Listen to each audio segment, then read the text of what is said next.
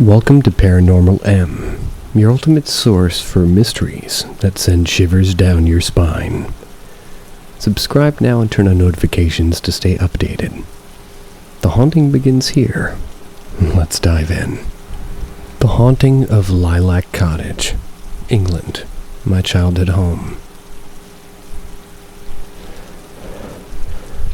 Back in 2009, me, my mom, and my stepdad moved into a really old, rustic, rural cottage in England. My father had passed away not too long before, and this was going to be a new start for us all. The house was an absolute bargain. It had 6 bedrooms, 2 very spacious living rooms, and a huge annex in the back. It was essentially a second house. Couldn't work out why it was so cheap. We went for the viewing, and the family eventually told us that their elderly mother had passed away. It was peacefully in the annex. They just needed to get away from the feeling of her. That probably should have been the first red flag. We weren't put off, and we bought the house. From the off, it was unsettling. My parents didn't see it at first, but I was incredibly uncomfortable there. It was extremely unnerving and cold, and not to mention, it was isolated between rows of trees, and a very long driveway, so far away from anyone else. It started in the first night. My room was at the end of the corridor, and if you came out of my room, on the right was a bathroom, and a locked door that led into the annex, the place where the elderly mother died. My parents slept in a long way down in this corridor in the last bedroom, so I was quite isolated, and directly opposite my room were the stairs. This first night it was freakishly cold. I pulled my blankets up to my head, but after my dad passed away I'd suffered from insomnia for years. So the cold and the anxieties of moving to a new house all added up together with this into zero sleep. So I ended up lying awake for hours, just sort of staring around the room. My bedroom door was one of those kind of old, mismatched wooden country house doors. Didn't quite reach the carpets, and after a few hours I could hear the creaking of floorboards directly outside my room, and shadows that seemed even darker than the darkness of the hallway walking past my door. I presumed one of my parents had gotten up to use the bathroom at first, but this went on back and forth, several minutes. It was fast, like a very brisk walk. Not to mention, next to my door was like the locked door to the annex. Anybody walking that speed would have hit the door, but nothing. Freaked me out, and I had basically been dreading the next night. This kept happening. Every night for a few weeks, and I remember vividly one night I actually left my bedroom door open. Around the same time I heard the creaking. I turned around, and unmistakably there was a figure, blacker than black, was walking forward and backwards in front of the door, just visible in the darkness of the hallway. Couldn't take my eyes off it the entire time it was there. It's safe to say I never slept with the door open again after that night. But this is where things start to get properly creepy.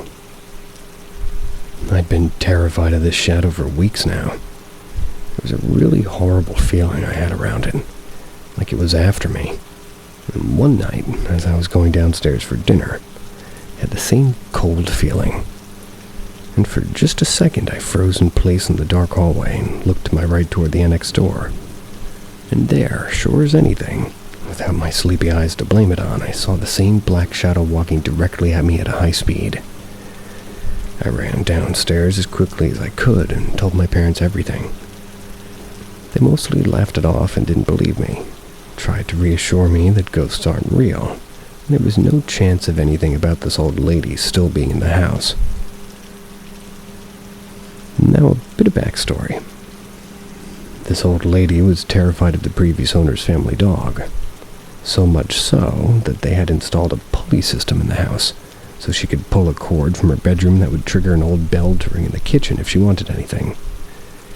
The whole system was still there when we moved in, and this night, the night after I told my parents, I was awoken at around 2:30 a.m. by this bell in the kitchen ringing loudly, and on repeat, like it was being pulled firmly and constantly.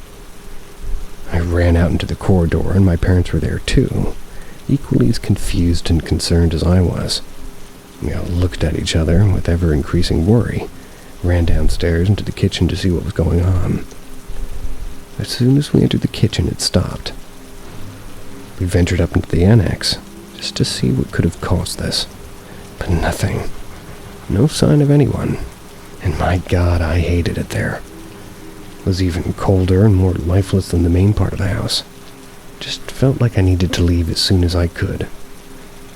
My parents didn't quite believe that this was a ghost yet, but they were clearly less skeptical than before. From here, any activity became much more obvious. We, my parents included, started to hear knocking from the annex door next to my bedroom.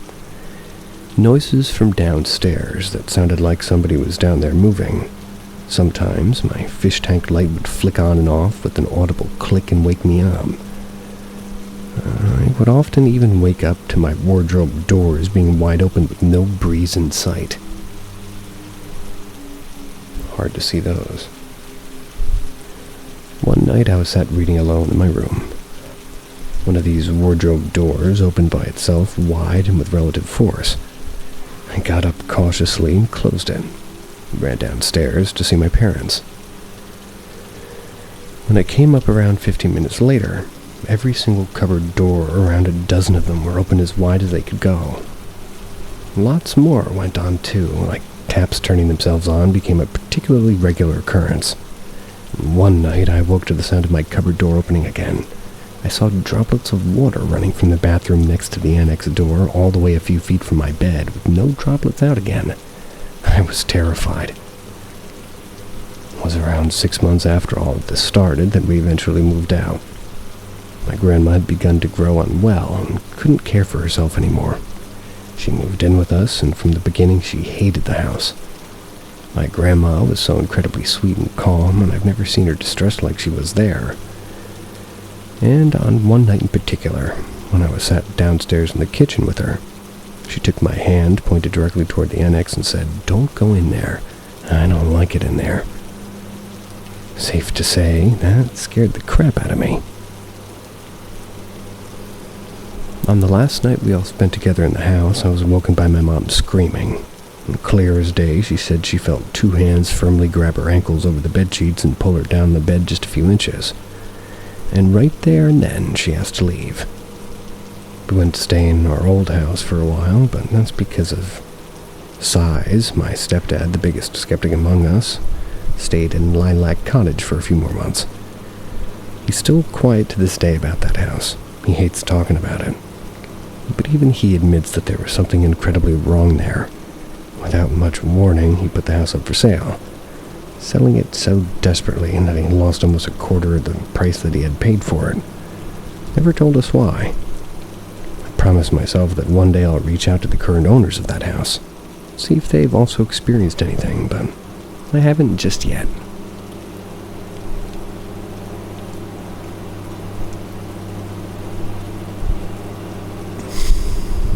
Sorry for my lack of energy.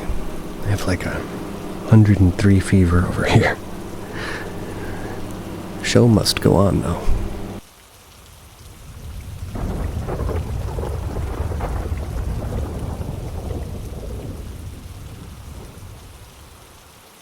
"5 months of hell."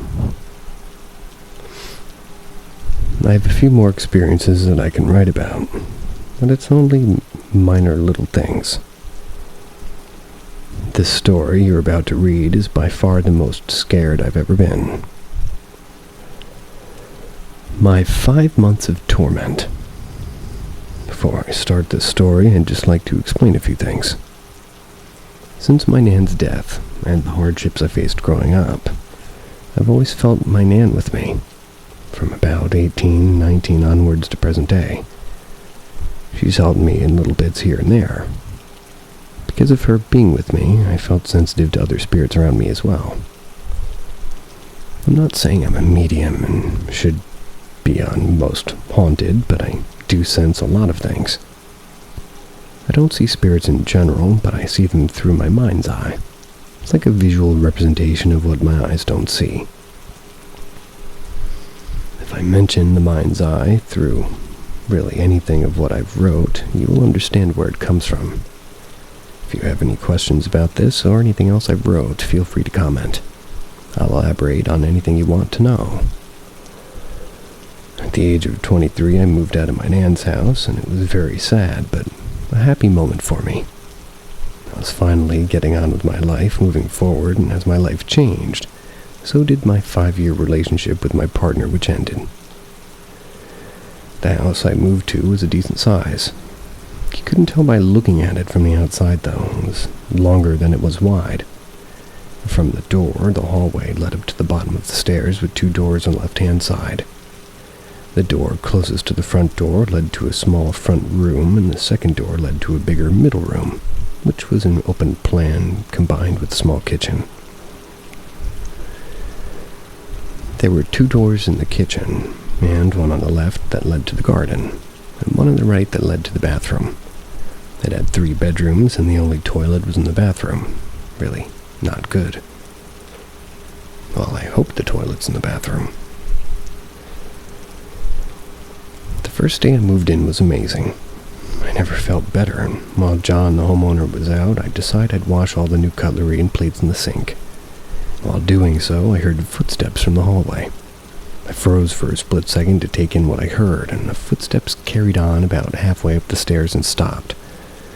I could feel the hairs on my body stand on end, and I felt this sudden feeling of dread, and it was really uncomfortable. I shouted, "John," with no answer. I knew there really wouldn't be an answer per se, and after all, nobody came in through the front door. Nonetheless, I checked all 3 bedrooms and nothing. The house was silent. Still had this feeling of dread, though. Carried on with washing up, trying to forget about it, and about a half an hour later, John came home. Everything was fine for a while. I had feelings of dread every now and again, but it was tolerable. Nowhere near as much when I heard the footsteps. Say, 2 months down the line, when the dark nights were drawing in, I was lying in my bed with my new partner. She was due to go home in about 15 minutes as her dad was picking her up. She had work the next day, and it was quicker for her to get to work from her house rather than from mine. She used to stay over during the weekends, or when our days off matched. Anyways, we were lying on my bed, and she looked up and suddenly started shaking, frozen stiff, but shaking, staring fixated at the ceiling. When I asked her what was wrong, as it was scaring me a little bit, she said she saw some kind of smoke appear in the corner of the ceiling, and then a face appeared through the ceiling, staring at her for a few seconds before vanishing. She was as white as a sheet. The same feeling of dread came over me, like when I heard the footsteps, and it worried me. This feeling of dread seemed more intense. We both decided to go downstairs and wait for her dad in the front room, while she just sat quietly until the sound of her dad's horn was heard. While alone, I closed the front door and sat with the TV on. John came home about 10 minutes later, and those 10 minutes in the house alone were very tense for me. It felt like hours. Thankfully, John being back took my mind off what happened. I didn't mention anything to him at this point. It really wasn't long after that I started to sense something around the house during my days off. Couldn't put my finger on what it was at first, but after about half a day I picked up feelings of sadness and loneliness. A million miles away from the feeling of dread I usually got, which was a breath of fresh air. On a weekend off from work, I came downstairs to have some breakfast, and through my mind's eye in the floor opposite to where what I saw was like a small long bench with a young child sitting in the middle crying with his hands clenched rubbing his eyes. Then it came to me. This was the feeling of sadness and loneliness I was having. He looked to be about 4 or 5 years old. That was the start of it all. Every time after that, I'd sense him running around the house, standing or sitting down, just This is all happening when I'm playing my Xbox 360. And it's standing by me, watching TV, looking at the food I was eating, and just generally following me around the house. I even got that used to it that I turned CBBS on in the front room on occasion while I cleaned up or played my 360 upstairs. Excuse me? CBBS? Okay. The feeling of dread was still looming around the house, but again it was tolerable. It was faint. I kept that I could sense this little boy to myself, and that was until my partner saw this little figure run past my door and run into my room as if running at her, which made her jolt as if bracing for impact. That's when I told her that I could sense him around. Before she could tell me how he looked, I quickly asked her if I could tell her instead. Just so what I was seeing in my mind's eye was right and I wasn't going mad. Done a lot over the years, and I've been right every time, and this little boy was wearing dirty black shoes, gray knee-length socks that wear down to his ankles in a way that it looked scruffy, a pair of dirty black shorts, a gray t-shirt, and a gray scruffy cap, and that the boy was very thin. My partner confirmed all of this with a startling stare and added that she felt sorry for him. She asked me if I'd seen anyone else in the house. Told her I hadn't, but I got this feeling of dread through the whole of the house. She went quiet for a few seconds and then mentioned that she was round on the second night of me living there, and she'd gone for a cigarette by the open kitchen door which led to the garden. After about a minute, she felt someone grip her shoulder, but when she turned to there was no one there, as we were all in the front room. And while smoking her fag, she constantly felt that someone was standing right up to her face. John was also interested in the paranormal, and it wasn't long until me, my partner, John, and a few of his friends were using a makeshift Ouija board. The letters and numbers were all on separate pieces of paper, and the words yes and no were at each end of the Ouija board arrangement. We used an overturned glass to put our fingers on. We managed to contact the little boy and asked him to spell out his name. The pointer went to no. Then it clicked. He was too young to spell his name, and he didn't know the year he died either, the day or the month. It was a shame. And as it came about, the spirit boy saw me as a big brother and saw my partner as a mother. Though asking him questions, or rather through, we found out that the boy was left to die of starvation. His mother went out one day and didn't come back, and it upset all of us. I asked the boy if there was anybody he didn't like in the house. I asked this because of the feeling of dread I kept having. I wanted to try and understand what and where this feeling of dread was coming from. I knew this feeling was coming from a male, but that was it. Got my answer. The glass moved to yes. I asked more questions. Can you point the glass to where the person is? No. Is the person you don't like in this room? No. Then I asked if the person was upstairs. Yes. Is he upstairs now? Yes. Does he scare you? Yes. Then I asked, there's a male upstairs, isn't there? No answer. So I asked the same question in a different way. Is there a nasty man upstairs? Yes. I'd sensed correct. There was a male presence. Does the nasty man live above the bedrooms? Yes. Clicked for both me and my partner. That face she saw through my bedroom ceiling was this male's, and it wasn't good. I started to push more questions to understand what was going on and to confirm what I felt was going on. Does this man come out at night? Yes. And you hide from him? Yes. Is he angry a lot? Yes. He doesn't like me, does he? No. Because of my nan? Yes. This male presence didn't like John or my partner either. Does he know that we're talking about him? Nothing. I asked again. Nothing. All a little freaked out, we decided to call it time as our food was cooked. John closed her session, thanking the spirits for our protection and their communication. This male presence became stronger. During the day, the house was filled with more dread. No matter where I went, At night time, I kept the door to my room closed, and I could feel this male presence angrily walking around the house, especially walking past my room. I could feel him stopping outside my room and staring at me, as if the door wasn't there, as if he knew exactly where my head was and where it was sitting. And this happened every night. At times, the feeling was so bad I wouldn't come out of my room to eat or even drink. Only for the toilet would I leave the room, and then I'd make sure all the lights were on in the house. From about 7 till I went to bed.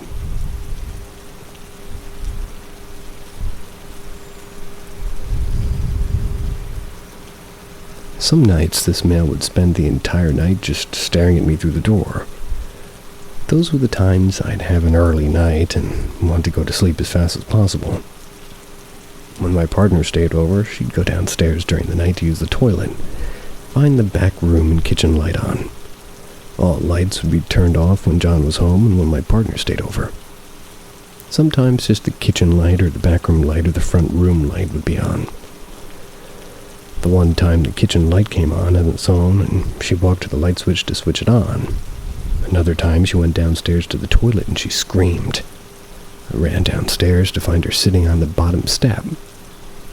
She told me she opened the door to see the kitchen light flicking on and off with a huge black shape in the middle. Shot into the middle room and the light was on but no black shape.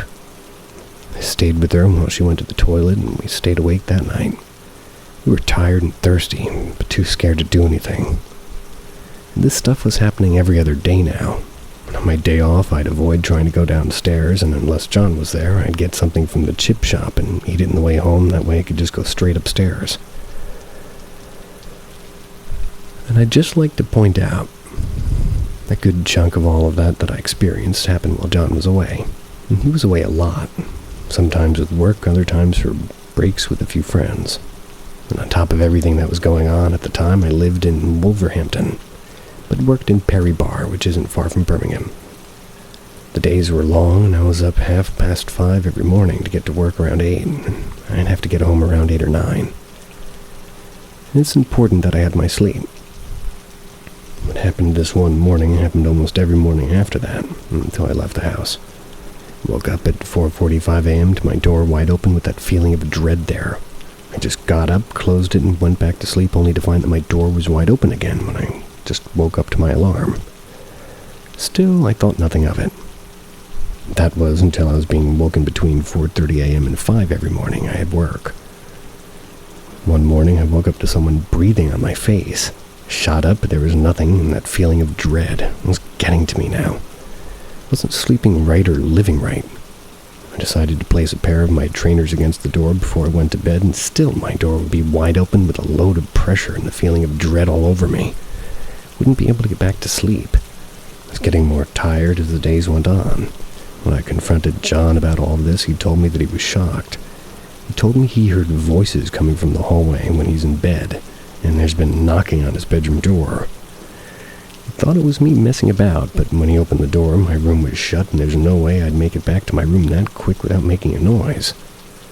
He told me there was more whispering and knocking on his door when I wasn't there.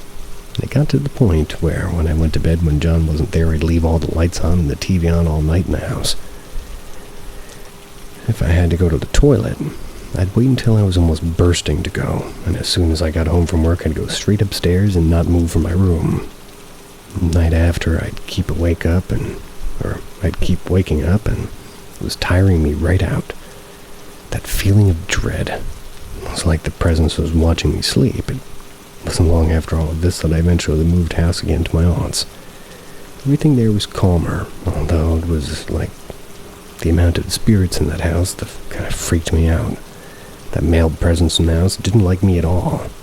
Felt that the spirit was unable to approach me, at least mentally, as my nan was blocking him out, and instead he was trying to wear me down physically. For what purpose, I'll never know. Glad I never will. Never gone back to that house, and I doubt I ever will. I just feel bad for that little boy.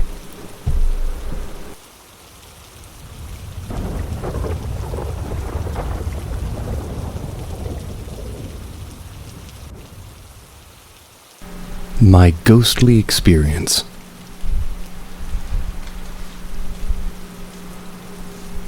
I was 12 years old when my father got a big promotion to another country. This meant, of course, that my family and I would be moving away. One of the perks of this promotion was that that company would pay for most important expenses: school, medical, house, apartment, and rent. Why am I telling you this? Well, it's important to know for what follows. I don't want for people to think that we were in any way wealthy, as we really just were using the company's money. Anyway, my parents looked mostly for an apartment nearby the school my siblings and I were going to be attending.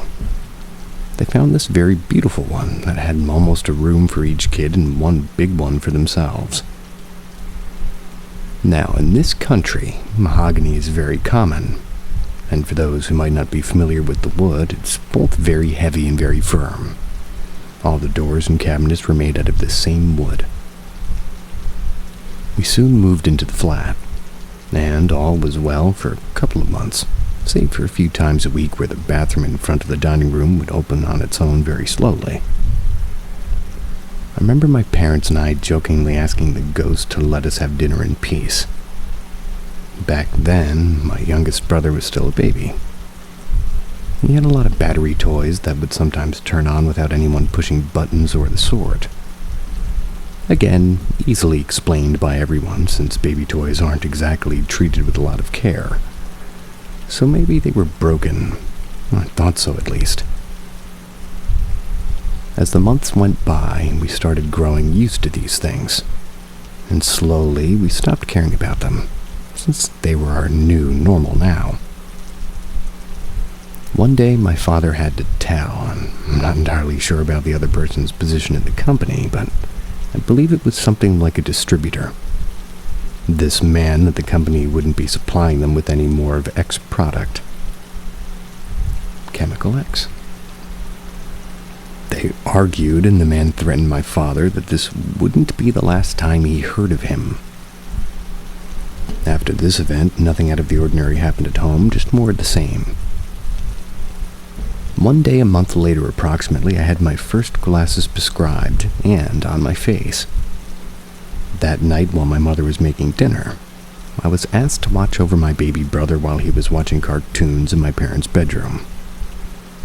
Suddenly, I see this very corporeal figure that very closely resembled my mother, only it was wearing their hair up and a pale dress walking down the hall toward my bedroom. Now, being the young teenager, I didn't like my parents in my room. I was very sure I had just seen my mother going there, so I called out and got no answer. I picked up my brother and headed out of the bedroom, went looking for my mother toward my room. It was getting late, so the windowless corridor was pretty much impossible to walk through without turning a light on. But everything was dark, even the remaining bedrooms. I called out again, thinking that maybe she had just gone in with the lights out regardless, only to hear her voice coming from the kitchen. If you checked out the little diagram of the layout of the house, you'll see that connected to my bedroom there was an emergency exit with a spiral staircase.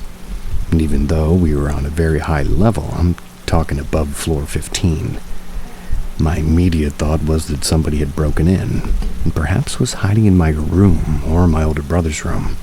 I was scared shitless.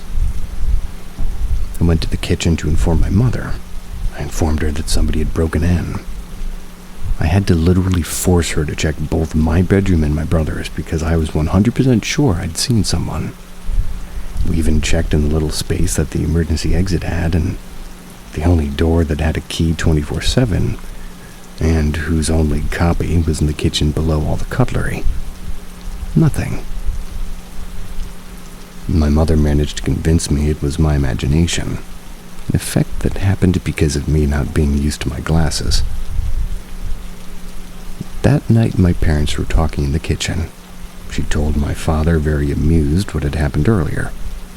Laughing, she expected his answer, but he stayed silent. Turning around, she saw he was crying. Apparently, ever since we had moved, he had been dreaming of a woman that fit the same description I'd given my mother. She was understandably worried. Not only her daughter was seeing things that weren't there, but her husband was going crazy too. I mean, put yourself in her shoes. They went to bed, avoiding the subject. The master bathroom light during the night was always left on, while all the other lights in the house were off, in case anybody wanted to head out of their room in the middle of the night and be able to see a little bit. That night, like every other, the bathroom light was on. My parents were going to sleep when my mother suddenly heard very clearly the switch being turned off. She managed to convince my father to check it out, even if he was sure it was the light burning out. But much to his surprise, the light switch had actually been pressed to turn it off. My mother flipped. She woke everyone up and made us all sleep together in the living room. She was livid. Since that night, she would feel someone touching her in her sleep. Even when my father was out of town, the toys would be just all turn on together at the same time, regardless if we had switched them off. The door of the bathroom near the dining room would violently swing open. Several times, my parents would wake up at night to find my baby brother sleeping on the floor, and he could barely crawl. My other brother started sleepwalking around this time, randomly screaming to the top of his lungs while asleep. He would never remember what he dreamt. Whenever my parents were about to have sex, they would close the door, and the door would always open itself again. Now, the door would be closed during other times, and it would remain shut, hence why it's kind of attention-worthy. If we went out for a weekend, any plant that we had would be uprooted and appear on the other side of the house. After about a year of these things happening constantly, like on a daily basis, my grandmother came to visit us. She slept in my room while I slept in my brother's spare bed. Maybe it hasn't been obvious, but we didn't talk about these things. It was taboo, and nobody wanted to acknowledge these things even happening. Us not talking about it meant that we didn't tell anybody coming into our home either. My grandma was no exception. The first week of her stay went by. She approached my mother. As she was about to tell her what she had been feeling that last week, my mother interrupted her and asked her if she had been getting touched at night. They both were feeling the same things. And you may be wondering why I mentioned my father arguing with that man when he was let go. The argument went as follows, more or less. "You can't do this to me. You're gonna regret it." "Well, I can't continue allowing you to do this poorly." "No, you don't understand. I'm a very important figure in a satanic cult. I'll make you pay for this." "Well, good to know. Have a good day." After knowing this, I reached the conclusion that this man had something to do with all of this. We moved out, and soon after my grandma left, thankfully I never saw it again, at least not as corporeal as that time. Just shadows of my peripheral vision, but thanks to this experience, I can tell if a place feels similar to the presence I felt in that apartment. We started discussing our experiences in the apartment only after we had moved, hence why I have information about different things in which I wasn't present. A family friend who'd been able to see things since he was a child and confirmed as soon as we started talking about it said that he had seen it, had dreamt about the same woman my father and I had seen, before even sharing the description. He even disclosed that he had talked to her, and she promised she would first take my mother and go crazy and then go after me. Now, I know what you probably feel about all this. It sounds like what every other ghost story you find online says, and, well, I'd think the same.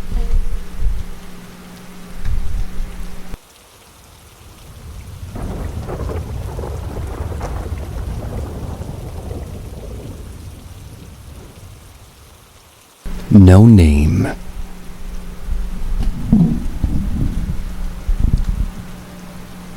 It was February of 1984.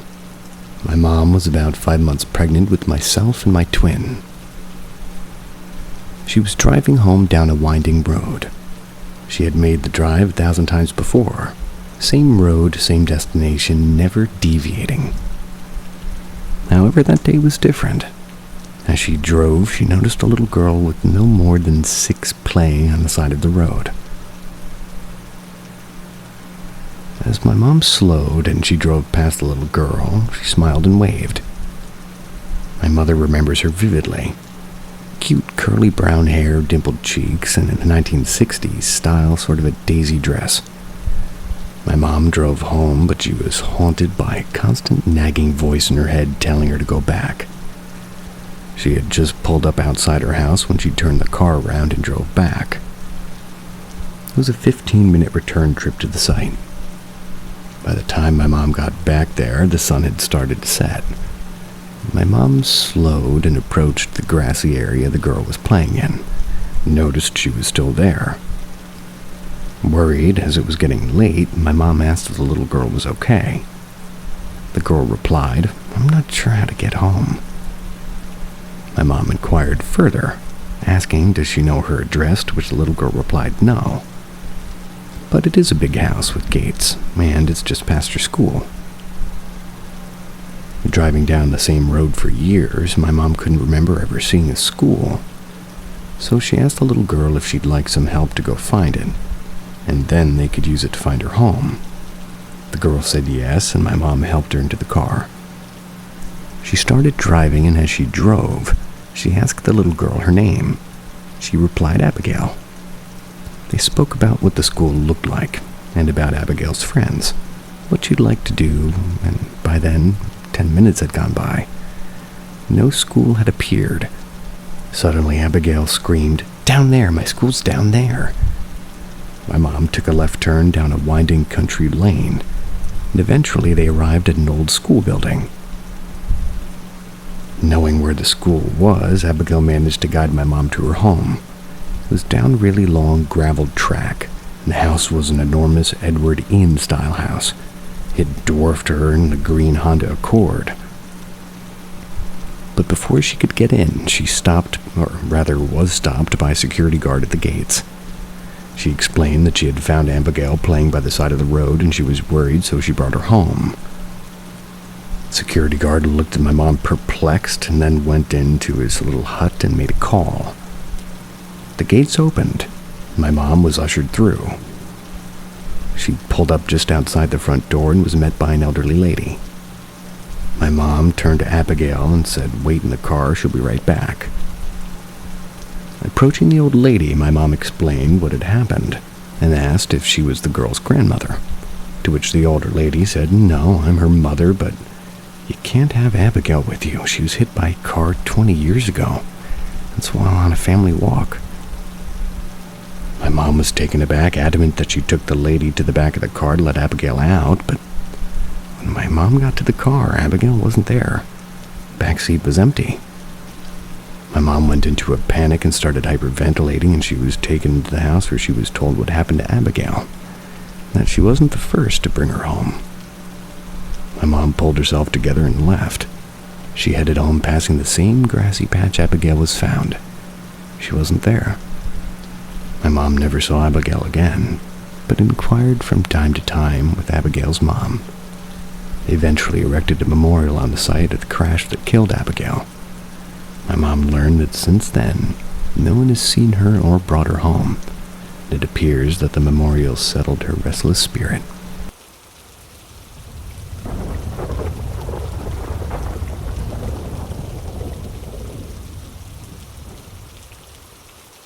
Clinking, chiming noise at night after Dad's death.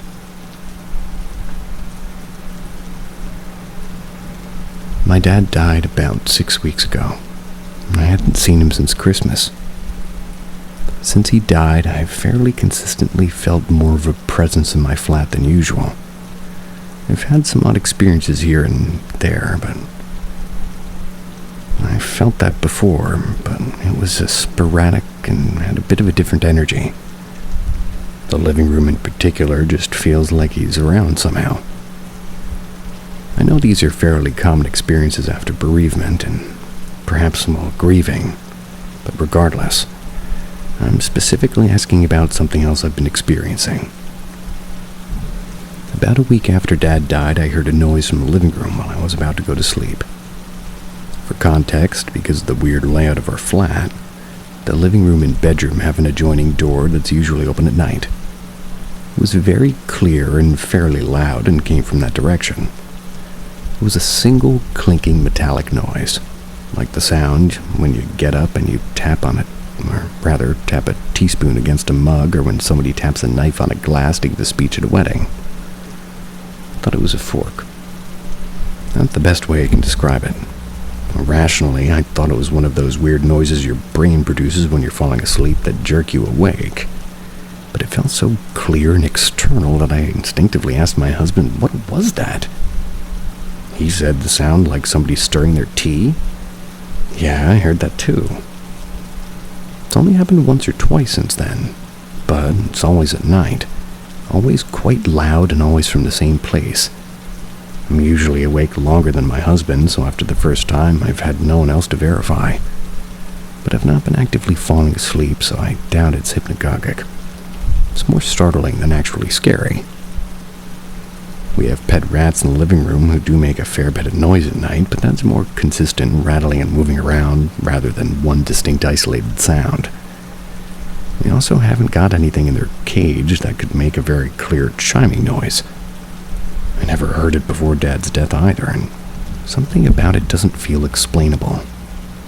It's funny to me connecting it to my dad because he was very dismissive of the supernatural, despite having seen a ghost. But even before these sounds started, I felt the need to talk in my head to this presence, asking him not to manifest in any overt way because I don't think I could handle it right now. It almost feels like he's trying to say I'm here without freaking me out too much. I'd love to hear any thoughts or similar experiences if anyone has them.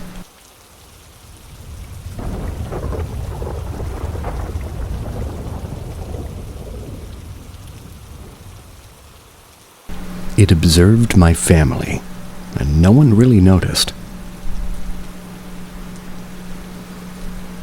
Not that I haven't been able to before, but it was only to those who would want to hear. Not all the people who have experienced these things with me even want to recollect what had happened, and I don't blame them. It's not to be dramatic or anything really, and sometimes weren't really intimidating, they were just weird. Before I get off track, I'd like to introduce myself and the people who've been through these occurrences with me. I've had these things happen throughout my childhood at my house that I grew up in, till I moved out at 15. These things would happen to me, my brother, his girlfriend at the time, my cousin, and two of my best friends. Now, to be completely honest, I really can't recall when these all started happening or how old I was, but it was somewhere between the ages of 10 to 15 where things happened frequently enough that I can remember. Though I'd have to say the first occurrence, maybe I was merely 6. And even when my brother's girlfriend told me this, I was shocked because I swore it was just some weird dream I had. Anyway, I guess I can start there. I must have been 12, and let's call her Alyssa and I were talking about when she first started dating my brother. We had a Thanksgiving dinner at my place. I couldn't fathom why, since family's absolutely huge and my house is just really small. Adults gathered on the main floor while the children were put downstairs. Really the only way anywhere between 14 to 20 of us were there. Like I mentioned, I was 6, so I can't really remember the exact amount, but there were enough people that we quite literally all couldn't fit in the main floor. One of my cousins and I were playing on the stairs. We both got to pick a Hot Wheels car from one of my uncle's collection, and we were testing them out on the ramp alongside the staircase. Now, I can't recall exactly why I went upstairs. I know I wanted to ask someone something, probably when dinner was going to be served. I made my way to the living room, and that's where the adults were. Alyssa and one of my aunts were sitting on a couch together talking, and beside them in the corner of the room, something caught my eye. Just hovering there, this tall, black, ominous thing or being. I'm not sure, but it engulfed the whole corner and looked as if it were watching everyone. And then all of a sudden I heard, "Hey, sweetie, what are you looking at?" Alyssa asked me as she turned her head to the corner and immediately got my aunt's attention.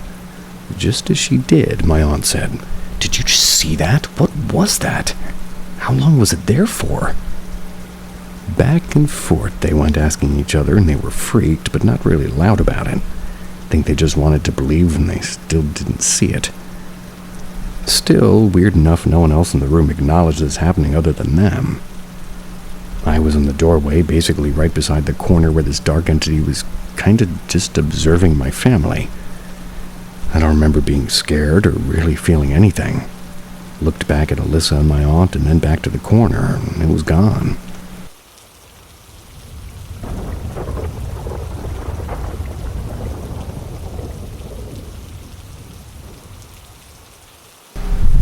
My ghost encounter.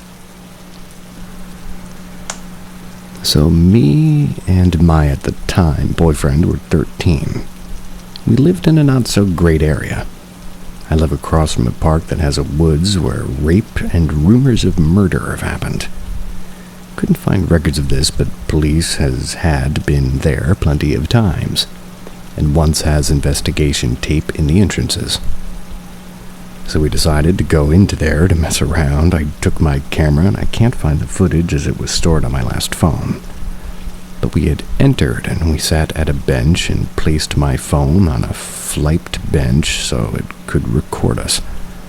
We start to hear stuff around us, but we called it of as it's public park until the phone head flew off the bench a meter or two like it had been thrown even though we were watching it. So of course, we were freaked out, so as the kids we were, we walked around to try and calm our nerves. We had heard things and seen stuff out our eyes. The usual story. Indeed. So after about a half hour, we head home and I reviewed the footage I found. A shadow figure standing just watching us, fully black, no definition, just the outline of a body. A kid's face in a bush. Voices and footsteps that wasn't ours. The main voice that we caught sounded like a child laughing, and this got me. Same place as the shadow figure, and I was like 3, a smaller one, the same one as before, and one around the same height as the original. This was about 6-ish minutes after the first shadow. Currently trying to recover the footage, but the phone is battered, and I don't know my Apple ID as I made it at 8. I believe it's not backed up anyway. I'll leave updates if I find the footage, though. Apple ID at 8 years old. Way to make me feel old.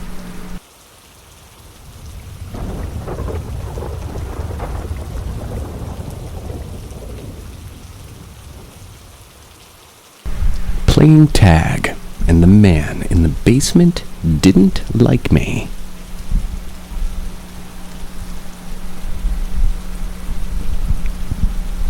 Back in 2013, I was about 13. I was living with my mom, who at the time was a single parent. She had my sister and 2 little brothers. The oldest was around 5.5, while the other was more than 4.5, maybe. We lived in a townhouse in Prince George, British Columbia. Nothing was out of the ordinary moving in until my 2 younger brothers started playing tag with each other. The thing is that they would occasionally both run away from someone or something. It confused me. My mom and sister thinking nothing of it, maybe just an overactive imagination. The both of them coming up with an additional playmate to add to their game. The most uneasy part of the game was when we would stop the 2 of them and ask both of them what you're running from. They both said our friend. Then my brother would look around for their friend as if he'd just vanished after any of us took notice. Things took a darker turn as my mom would work later night shifts to support all of us. She would ask me or my sister, half a year younger than me, if either of us could babysit after school. And we would. I remember one night I was in my room playing on my PS3, getting a text from my sister saying to come down into the living room. Me being the eldest sibling, I got this wretched gut feeling of something being wrong. I went downstairs and saw both my little brothers and sister on the couch. My 2 younger brothers in tears, and my sister was confused and scared. She then told me what they saw, and it was something in their room, and they shared one bedroom. It was their friend, but he was just staring at both of them, while hanging from the corner of the ceiling, no doubt. I checked everywhere upstairs and nothing. And after that incident, they never played tag again, and occasionally say that their friend came back and hang from the corner of the ceiling, watching and never blinking.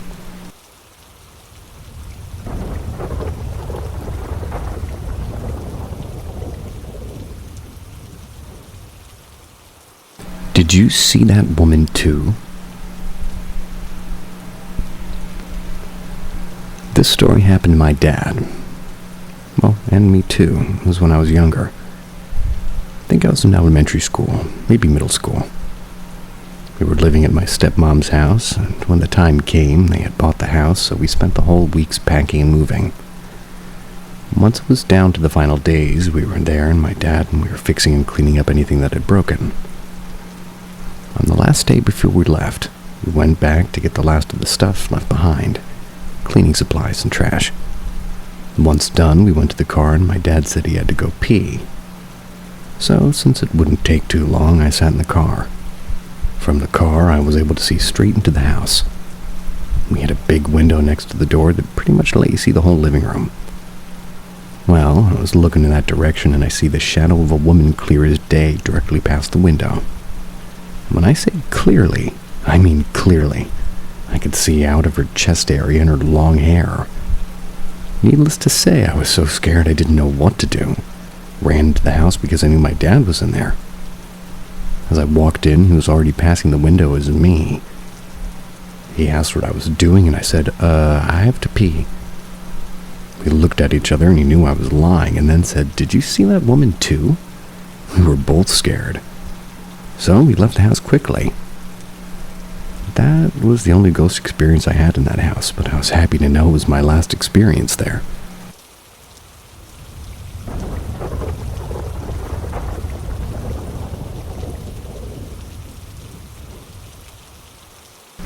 I could hear her breathing into my ear. It was in the summer of 2004. We were taking a trip down to Tijuana, Mexico. At this time, my two younger brothers, which are twins, they were a few months old and my stepmom wanted her family to meet them.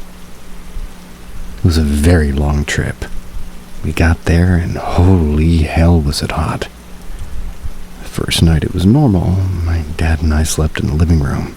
It was the coolest room and honestly there wasn't very many rooms in the house. Now it was hot, so in place of a blanket we used a bed sheet. In the house there were only a few females. My now cousin and the older woman, which is very important to point that out. They were the only females. The second night we were there I just couldn't sleep. It wasn't too hot, but something was keeping me up, like I was being watched. Felt very, very insecure about it.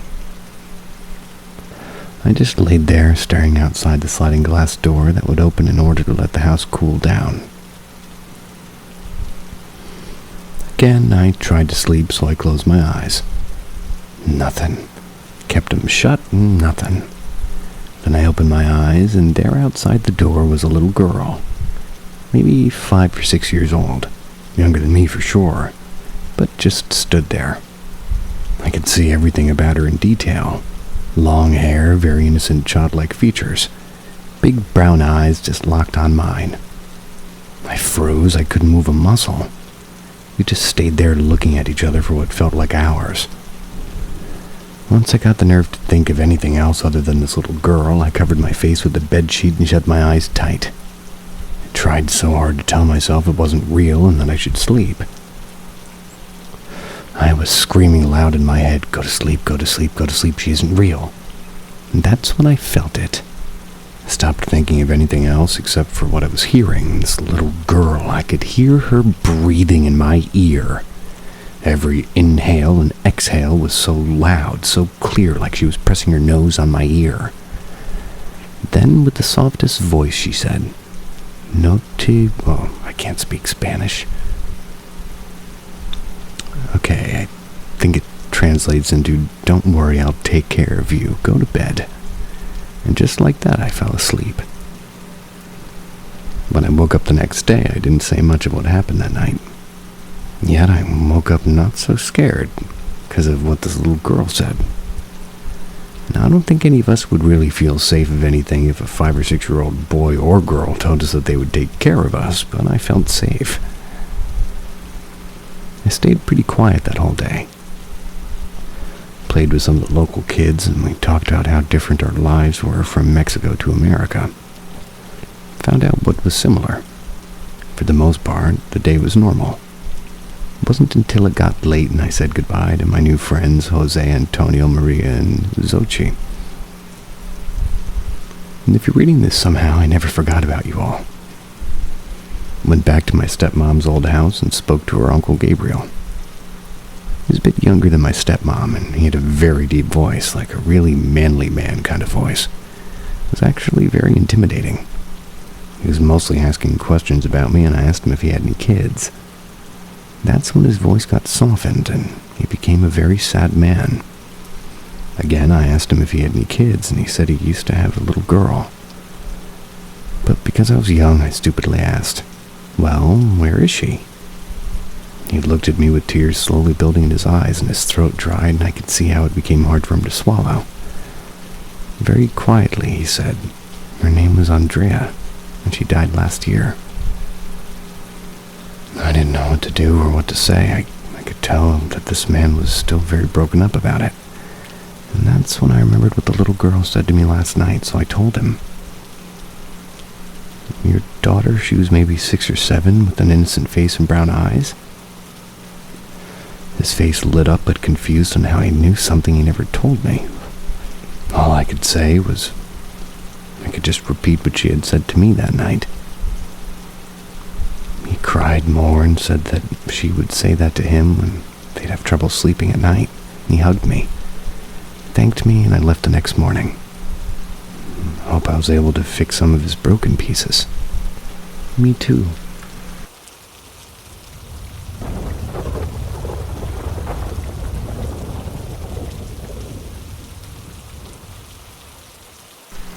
Entities in the house. Backstory. I lived in the house where all the shit takes place from the ages of 9 to 23. My parents got divorced when I was 14. I lived with my parents, younger brother, and grandma. My younger brother was the first to notice something strange in the house.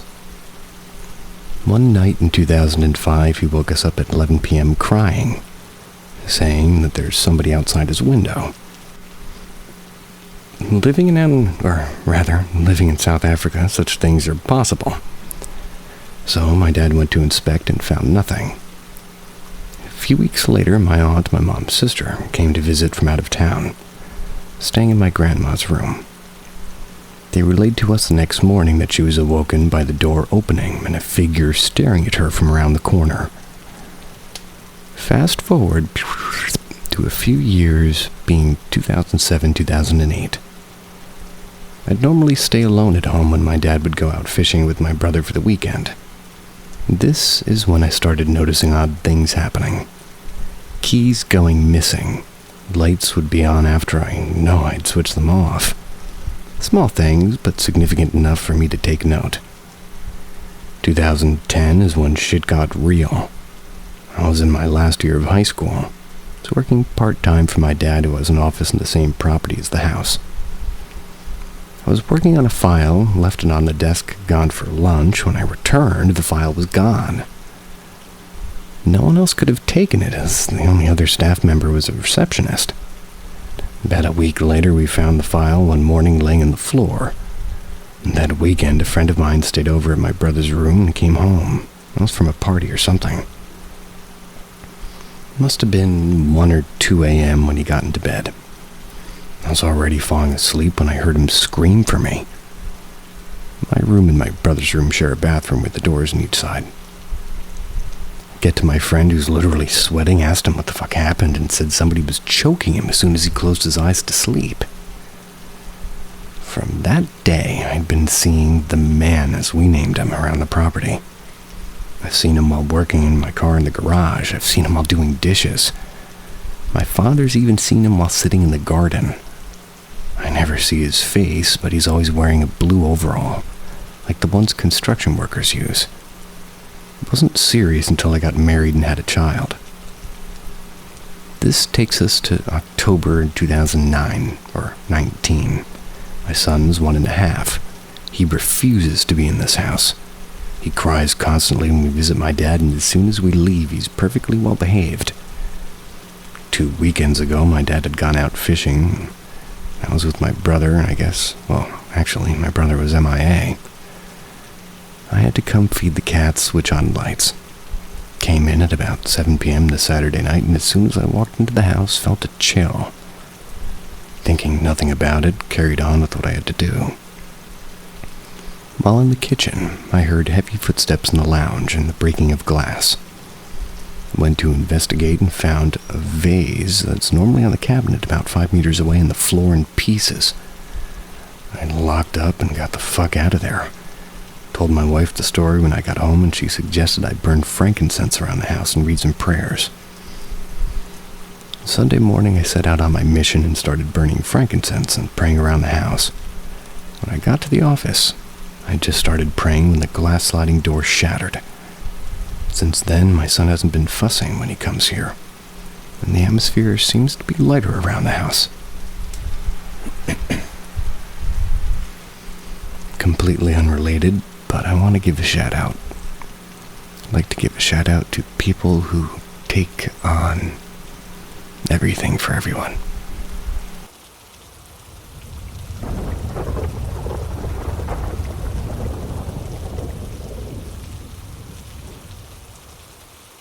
My childhood monster. As a child, I had a considerable amount of phobias. I feared snakes, heights, spiders, centipedes. With you there. Roller coasters, the mask section at Walmart during Halloween time, and the dark. Other than snakes, the dark was the fear that persisted the longest. I remember the first time I truly felt a fear of monsters in the dark. It was 2004 and I was 6. My family was walking out of a movie. I saw one of the large posters that hung on the wall. It was for the seed of Chucky, which, if you weren't aware, is from the Child's Play series. This poster in particular showcased a mangled Chucky with large slices that had been stitched up, standing with his doll wife over a bassinet. I remember that. The baby's arm could be seen reaching upward toward the two, holding a very gothic-looking baby rattle, and at the time, the only thing that really drew my attention was the face of Chucky. I imagined him coming into my room to kill me or kidnap me. I was worried I would see his sinister, smiling face when I looked through my bedroom window at night. From that point onward, and for a period of about 2 years, I refused to sleep in my room. I insisted on sleeping in my parents' bed, sheltered between them for my own safety. As I'm sure any parents would, mine got tired of this routine. Sleeping in their bed was no longer an option, but neither was sleeping in mine. Enter the bravery bed. This ironically named twin mattress was placed on the floor next to their bed. I was to come from my room to this thin mattress from now on, and I felt scared, if I felt scared. So as not to disturb my parents, I just was sleeping on the floor and didn't feel as secure as sleeping on an elevated king mattress, snuggled up between two people who, think would protect you the most from your childhood monsters. I didn't know that neither my mother nor father would be awake to see my monster. I was almost 7, and on this particular night I vehemently refused to sleep on my bed or the bravery bed. Being as terrified of the dark as I was, my parents knew to leave their bedroom door open with the hallway light on so I could see my surroundings and know nothing was lurking.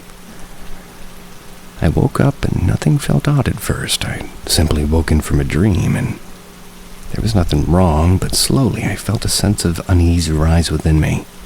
It was like the feeling you get when you know you're going to shiver, like eyes were on the back of my neck.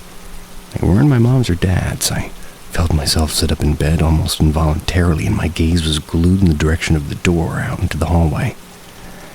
This build-up of anxious energy kept increasing, and it was pure entropy, like anything could happen in the next moment. The next thing I felt was a wave of dread washing over me. It was the first time I'd experienced an emotion like that, so it was all the more unnerving. I couldn't breathe, I couldn't speak, I couldn't remove my eyes from that lit hallway no matter how hard I tried. The dread kept intensifying, and I would have cried from fear if it had been possible. It was then that I finally saw the source of my terror. It hobbled out from my room and into the hallway. It was hunched over at a severe angle. I could see the shape of its spine clearly. It was crouched with its thin legs, and I saw that its feet were much too long to be humans. Its arms were bent, forearms jutting forward, and the hands were long and bony. I imagined that this creature must have clawed, shrugged, and just crawled itself out from the deepest and darkest pit in hell to come into my house. That's all. I couldn't breathe, and if there was any air left in my lungs, it was sucked out in that moment. I was paralyzed, whether of my own physical malfunction or by the will of this dark goblin. The most unsettling feature of this monster was that no light made contact with its skin. I was staring at pure shadow, black as the void. It continued to hobble down the hallway and disappeared into a wall. Once it was out of sight, my small frame collapsed backward into the mattress, and I was asleep again. Having been a child with a vast imagination, even I didn't doubt that this was in fact a nightmare. The next morning, I was a little spooked, though, because I continued into my day otherwise unaffected. The thought of the silhouette didn't cross my mind again, that is, until the nightmare resumed into my waking hours. I was walking down the same hallway out into the dining room, toward the garage door.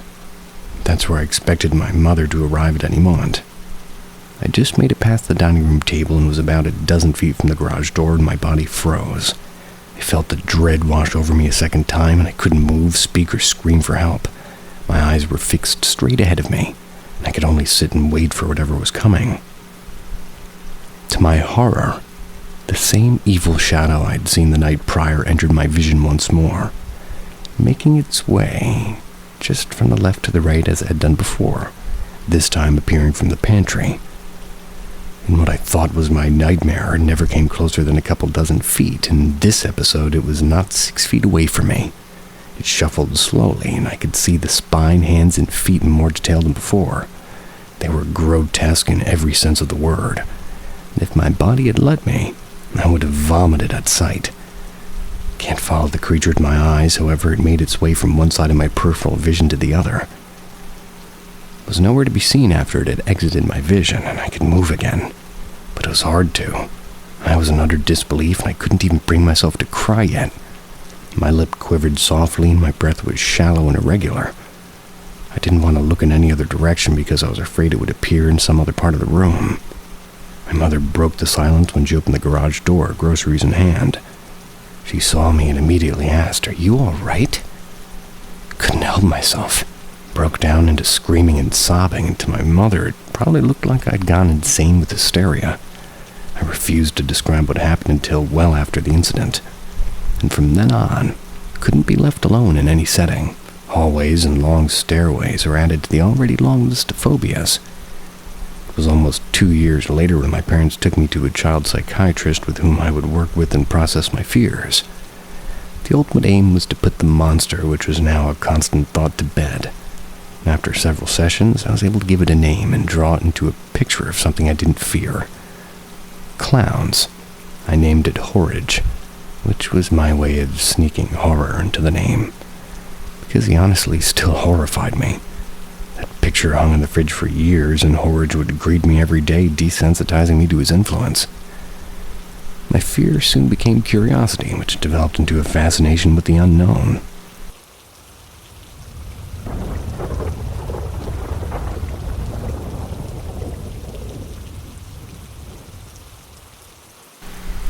My weird encounter.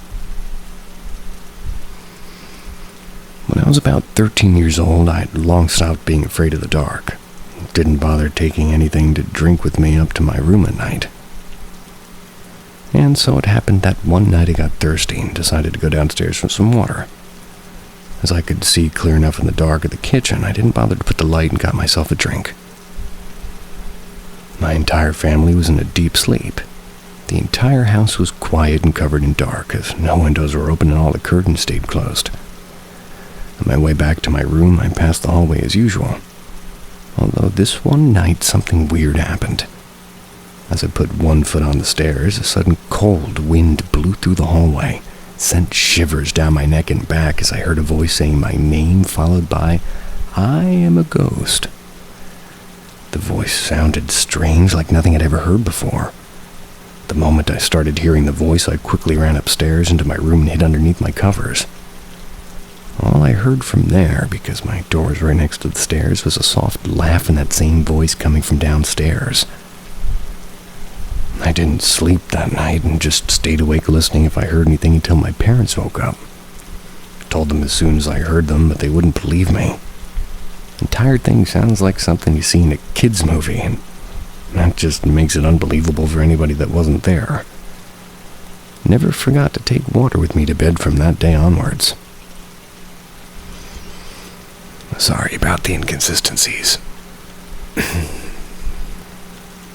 But I do appreciate you guys listening. And just to let you know, I'm just as annoyed at the YouTube commercials as you guys. I don't have any control over it. But I do notice it on every channel. Most YouTube shows are just me cursing at the screen. Sweet dreams, I hope. See ya.